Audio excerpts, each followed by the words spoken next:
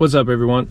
It is I, Mikhail, from The Nature's Neighbor, and just thought I'd do another update video. I want to do it every 4 videos, so they kind of line up. Just going to give you a little bit of an update. It's going to be a shorter video than the last one.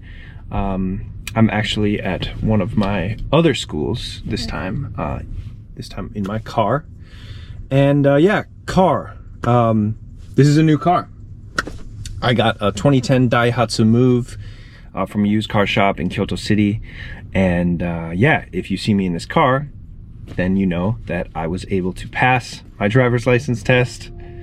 And oh, there's the bell. But yeah, I passed my test. Here's the proof. Got the license, got a new car. So I'm kind of back to my normal life of being able to drive to and from school and drive to and from wherever I want to go. No more bike riding through the rain. I can be chilling in my car in the air conditioning, which is really nice. So yeah. Anyway, I just wanted to give you a few more updates about just what's been going on in my life. I've been really busy after the driving test. Life didn't really calm down.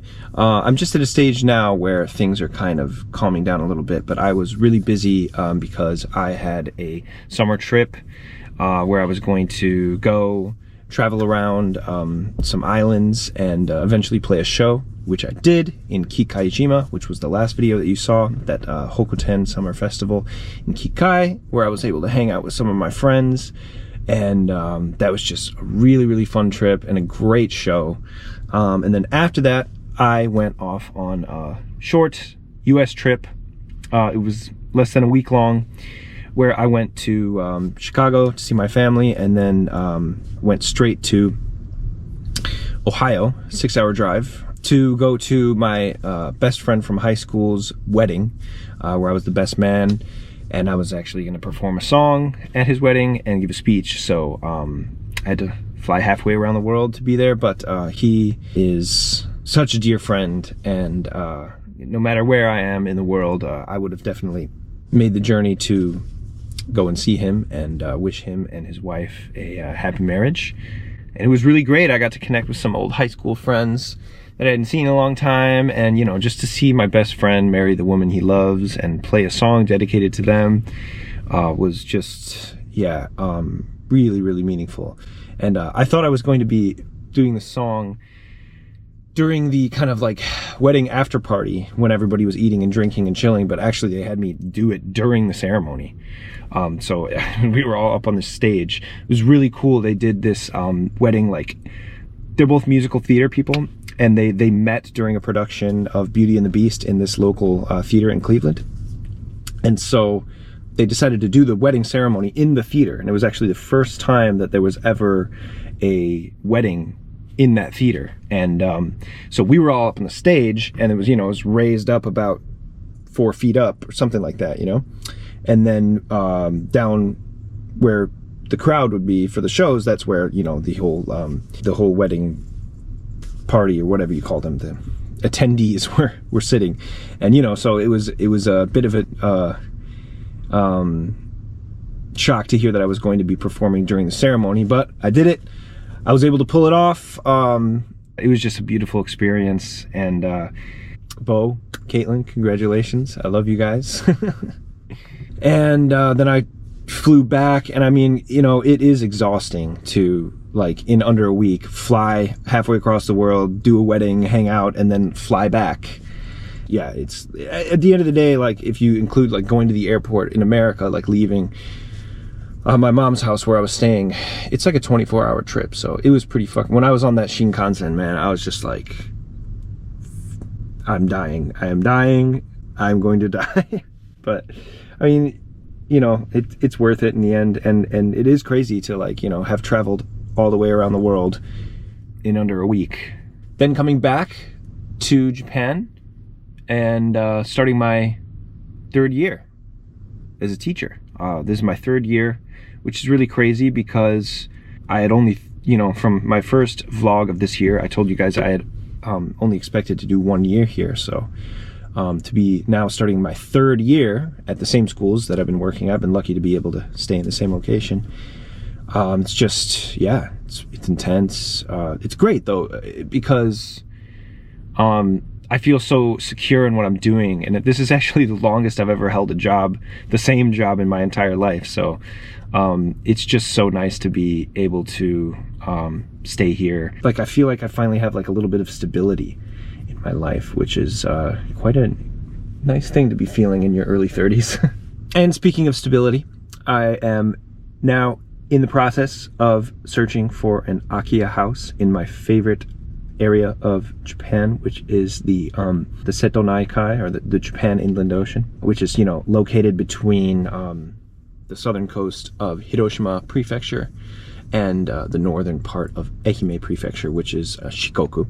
It's my favorite place in Japan, not only because I have so many dear friends there, but just because of how cool and beautiful that whole part of the country is. Just calm seas, hundreds of little islands scattered around. You know, my one friend Sam has his sailing business there, and I love visiting him, and my friend Nagi, and yeah, just he is one example of a bunch of people my generation starting their own businesses around there and kind of like revitalizing the small island towns that they live on, and I kind of want to be a part of that. So I'm shopping around for an Akiya house, which Akiya in English it's like an abandoned house. It's basically like a house that an old person has lived in for a long time, that the rest of the family, like the younger members of the family, do not want to inherit for one reason or another. Could be for you know, land taxes. Could just be the house is gotten old, because a lot of them are quite old, you know, from about 30, 40, 50 years ago. They choose not to inherit it, so they put it up for sale. A lot of them are very affordable, and I'm looking on that collection of islands on the Shimanami Kaido. There's an island named Ikuchi, and then there's an island named Inoshima, which I'm very interested in, that I would love to find a house in. So I've been shopping around online and making some appointments with realtors. And obviously it's complicated for a foreigner to buy a house in Japan, but it is possible. Also, forgive me if I'm sweating in this car. I don't have the air conditioning going because it makes the car rumble, and it's gonna make the camera rumble. So I'm suffering and sweating in this car for you guys, so appreciate that. Anyway, yeah, I would love to like turn like one room in the house into a studio. I want like a, you know, like a 2-floor house where the second floor has like a balcony with a view of the ocean and the Shimanami Kaido. That would be really cool. Go to the beach quickly, visit my friends quickly, you know, they want a parking space, and so that's been really cool. You know, I'm going to be staying in Japan for the foreseeable future, you know, for years and years and years to come. So if I can put some money down on some land and a house, I think it would be good. Obviously, it's not where I live. You know, I live quite far from Onomichi, or, you know, Hiroshima Prefecture. But slowly trying to see if I can transition to that region of Japan, because it's just my favorite. Absolutely my favorite. Just amazing place. So there's that. And then, yeah, I don't know. Another thing, of course, I would want to update you guys on kind of my artistic ventures, what I've been doing as far as like musically and video making wise.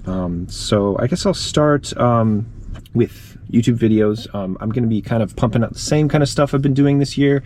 The content I've been making this year is like my favorite content of all. I've really been loving it. Any live show that I'm going to play, I've got maybe a few lined up that I'm going to play in Kyoto City, so I'm going to get good videos of those.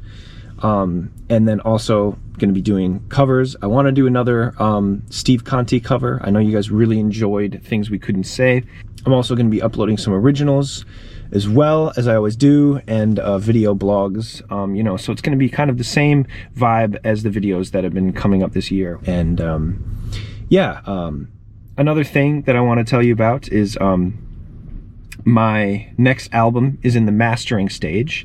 And if you know anything about the process of creating albums, you know then that's the last stage as far as the music creation goes. You know, there's the writing, demoing, recording, mixing, and mastering. Mastering's almost done, which means I'm gonna have 9 or 10 new songs completed for a new album. So this album, obviously, is the first one I've written and recorded completely in Japan. And it includes some people that you've seen on YouTube videos, like Taro, the mandolin player that played on Man of Constant Sorrow, one of those videos from last year when I played at the Shimane Festival. And another guy I played at the Shimane Festival with, and who I've played with in a lot of these videos that you've seen, is Shintaro. And Shintaro and I made a decent amount of tracks with him on violin, me on guitar and vocals, that are going to appear on this album that I'm really, really proud of. Yeah, the song I did with Taro, he just kills it on mandolin. I'm really, really proud of this album. It took me a really long time to make. It took me over a year to write all the material. And then it took me about half a year to record all of it. And I recorded in a lot of really cool spaces. I recorded it in like abandoned schools, in log cabins up in the mountains, in homes of my friends. I recorded some of them in the schools that I work in because I didn't have access to a recording studio while making this, but I had access to a lot of really cool places where I was able to use the space and use the reverb sound of the space to get really cool natural sound. And this is probably like the best singer-songwriter album I've ever made. And I know a lot of you know me from my videos and not really my albums, but this will be the 15th album of Nature's Neighbor. So it's a big milestone, and it's probably going to be the last album I write for a while, because I really poured my guts out on this one and like poured my whole soul into these 10 tracks. And I don't know. I don't know if I'm going to be like writing new material for a new album for quite a long time. So this is the last big one. It's going to be coming out next year. And I'll keep you guys updated on when that's going to come out. So if you're interested in some of my original material, you want to get into some of my music, obviously there's links in the video description that you can find my previous material. But I know you guys, if you like my videos, you're going to love this album. So when it comes out, when I'm dropping it, I will let you know, so you can go check that out as well. And yeah, it's just, you know, I'm hitting a point where I've been recording and writing and releasing albums independently, completely independently. I get my own vinyl pressed, CDs, cassettes, and stuff like that for over a decade. And although I love creating new material and recording, and I don't think I'm going to stop doing that, I'm not really going to be creating these giant statements of albums anymore for the foreseeable future. And what I'm going to be focusing more on, which hopefully makes you guys happy, is creating really good, high-quality YouTube videos that you guys can enjoy, and just promoting and sharing the music that I've already made through the years. There's like 150 songs, and I really want to just share that and go out and play live shows in Japan as much as I can. Maybe try to even branch out and play a show in China or Korea. I've got great, brilliant, dear friends, musical friends, in both China and Korea, and I would love to kind of take a little trip over there and see that whole world and play music there and share it with you guys and make videos of it. So that's what I'm going to be focusing on. So this last album is kind of my last big musical statement for a while. And but that doesn't mean that the music and the content is going to stop. Not at all. It's now better time than ever to be following this channel, because there's going to be great stuff coming up for you guys as far as videos, recorded music, and I just can't wait to share it with you guys. And I just can't express how grateful I am that you guys are here. I see the subscriber count going up slowly and slowly. We're almost at 400. Just about 20 away from 400, so let's get there, and then let's get to 500. Let's get to 1,000, and I hope you guys stay with me every step of the way. If you're not subscribed, please subscribe. I can't wait to just continue to entertain you guys and share the music I love with you guys. And I love whenever you leave comments letting me know how the music affects you and what it means to you. It's probably the most meaningful creative thing I've ever done. So thank you for sticking with me. This has been Mike from Nature's Neighbor, sweating in my car with no air conditioning. Thanks for watching, and we'll see you next time.